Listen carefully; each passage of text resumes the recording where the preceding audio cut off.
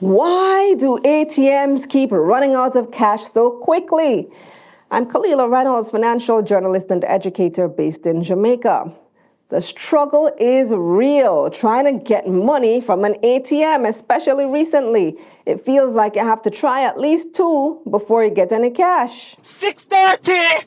May I drive up and can't find one ATM in Jamaica? This is craziness. Guys, I was so pissed this morning, my entire mood was thrown off because I had experienced 4 failed ATMs. So one of the issues surrounds the transportation of cash to refill the ATMs. That's the job of security company Beryllium, which, as you may know, has been under attack from armed robbers all year. Beryllium President Andre McLean was on Taking Stock recently and broke down some of the challenges they've been having, including inflation and security. We've been talking about inflation, the cost of living, for a while now. August's inflation rate was almost 7%. That means, on average, prices were 7% higher than they were in August last year. And if goods and services cost more, we're going to need more money. And because Jamaica is still so heavily dependent on cash, that means more trips to the ATM. On that note, McLean pointed out that Jamaica uses more cash on a daily basis than other countries. FYI, Beryllium operates in 9 countries, so he does have some data on these other countries. Banks have also had to increase their ATM limits over the years. Now, we used to have a limit on our ATMs. You could only withdraw, let's say, 15,000. And if it was at your institution, you're at maybe 25,000. But now you can withdraw 50,000. Now you can withdraw 100,000. And what we have seen is ATMs get replenished with a good amount of money, and within 6 hours, it is all gone. Again, this is partly due to inflation. When the cost of living was lower, banks could have lower withdrawal limits. But as prices go up, the amount of cash customers are able to withdraw has to go up.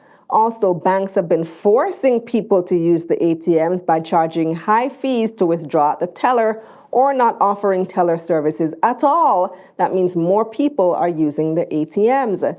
Then there's the other issue, security.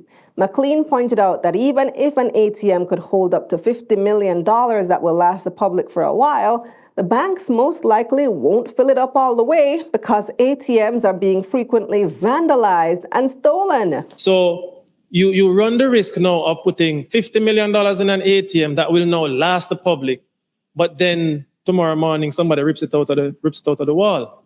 Wow. So what do you then do? Do you just simply keep it at 5 million and then go twice a day, 3 times a day? Or do you put the 25 million and then wonder if overnight you're going to lose 20 million? So this delicate balance between the risks and what is best for the customers is what all banks are looking at. And of course, all of them have basically increased their ATM values. So even though ATMs have the capacity to hold more money, banks have to weigh the risks of having a fully stocked ATM versus the likelihood of it being stolen.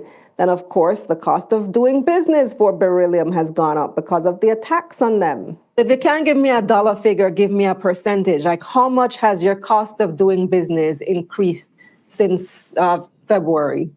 For the cash-related transactions, right, 120%. Yeah. 120%.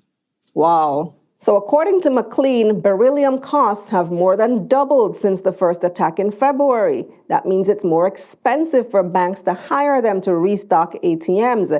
And rightfully so, the guards have been a target this year. The company has had to double up teams for increased security. So what used to be a 3 or 4 person run now takes 6 to 8 people.